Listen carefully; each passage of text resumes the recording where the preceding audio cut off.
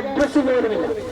കോട്ടയത്ത് DCC പ്രസിഡന്റായിരിക്കെ എന്തുമാത്രം group പ്രശ്നങ്ങളിലൊക്കെ ഒരാൾക്ക് ഇടപെടേണ്ടി വരുമെന്ന് നമുക്കറിയാം. ഇരിക്കൂറിൽ വന്നു നോക്കി പോകാനുള്ള സമയം പോലും കിട്ടില്ല. പക്ഷെ എന്നാലും 30 വർഷമായ MLA അങ്ങനെ ആർക്കും ഗുണവും ദോഷവും, ആർക്കും ഒരു ഗുണവും ചെയ്യാറില്ല, ആർക്കും ഒരു ദോഷവും ചെയ്യാറില്ല. അങ്ങനെ കുറെ കാലം 10-30 കൊല്ലമായില്ല ഇയാളിങ്ങനെ ആവാൻ തുടങ്ങിയിട്ട്. അവസാന കാലയിൽ എന്തെങ്കിലും ഒന്ന് കൊടുക്കണം എന്ന് വിചാരിച്ച് ഗ്രാമവികസനം എന്ന് പറയുന്ന ഒരു വകുപ്പ് അദ്ദേഹത്തിന് കൊടുത്തു. എന്ത് ചെയ്യാൻ? അദ്ദേഹത്തിന് എന്തെങ്കിലും ഗുണം ചെയ്യാൻ ആർക്കെങ്കിലും ഗുണം ചെയ്ത് പരിചയമുണ്ടോ? ദോഷവും ചെയ്യാൻ അറിയില്ല. ആകെ അറിയാവുന്ന സുധാകരൻ എന്തോ പറഞ്ഞു, അത് ഏറ്റു പറയുകയാണ് ഇത്ര ചെയ്തത്. അങ്ങനെ ഏറ്റു പറഞ്ഞു പറ്റില്ല, പോലീസിലേക്കണം അദ്ദേഹം പറഞ്ഞു. പിറ്റേ ദിവസം ഇതെല്ലാ ആളുകളും സുധാകരന് വേണ്ടി ഇയാൾ പറഞ്ഞതാണ് എന്ന വിവരം എല്ലാ ആളുകൾക്കും മനസ്സിലായിന്നുണ്ടപ്പോ പിറ്റേ ദിവസം വീണ്ടും പ്രസ്താവനയായിട്ട് വന്നു. എന്താ, അച്ഛൻ പത്തായത്തിൽ തന്നെ ഇല്ല എന്ന് പറഞ്ഞില്ല, ആ സുധാകരൻ എന്നല്ലേ പറഞ്ഞത്, ഞാനാ പറഞ്ഞത് എന്ന് അദ്ദേഹം പറയുകയാണ്. ഇങ്ങനെയുള്ള ആളുകളെ കുറിച്ച് നമ്മൾ കൂടുതൽ സംസാരിച്ചിട്ട് കാര്യമില്ല.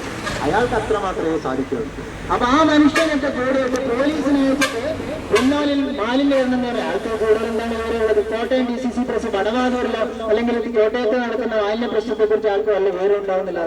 ഇവിടെ എന്താണ് തീരദേശ നിയമം എന്താണെന്നോ? കാരണം മലയോര മേഖലയിൽ മാത്രം ചുറ്റി സഞ്ചരിച്ച ഒരാൾ തീരദേശം കടൽ എന്താണെന്ന് കണ്ടിട്ടുണ്ടാവില്ല. കടലിന് അടുത്ത് തീരദേശ നിയമം എന്ന് പറഞ്ഞൊരു നിയമം ഉണ്ടെന്ന് ആൾക്കറിയില്ല. അതുപോലെ തീരദേശത്ത് മാലിന്യം ഇടാൻ പാടില്ല എന്ന് ആൾക്കറിയില്ല. അങ്ങനെയൊന്നും അറിയാത്ത ഒരാൾക്ക് എത്രയൊക്കെ ചെയ്യാൻ പറ്റുകയുള്ളൂ. റബ്ബറിന് വില കൂടിയോ, റബ്ബറിന് വില കുറഞ്ഞോ, അത് അയാൾക്ക് ജീവൻ മരണ പ്രശ്നമാണ്. അതിനുവേണ്ടി മൂപ്പര വേണമെങ്കിൽ നിരാഹാരം കിടക്കും.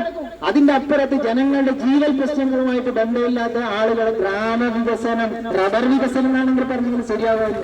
ഗ്രാമവികസനം എന്നൊക്കെ പറഞ്ഞാൽ പിന്നെ ഈ പറയുന്ന എന്താണ്, അവളക്കുട്ടിയും പിന്നെ അവളക്കുട്ടിയും അതുപോലെ തന്നെ സുധാകരനെ ഇവിടെ ഒപ്പിടുമെന്ന് പറഞ്ഞിട്ട് ഇങ്ങനെ ഒപ്പിടുന്ന മന്ത്രിയാവാൻ മാത്രമേ ആൾക്ക് സാധിക്കുള്ളൂ. അതുകൊണ്ട് അയാളെ കുറിച്ച് കൂടുതൽ സംസാരിച്ചിട്ട് കാര്യമാണ് നമ്മൾ മനസ്സിലാക്കുന്നത്.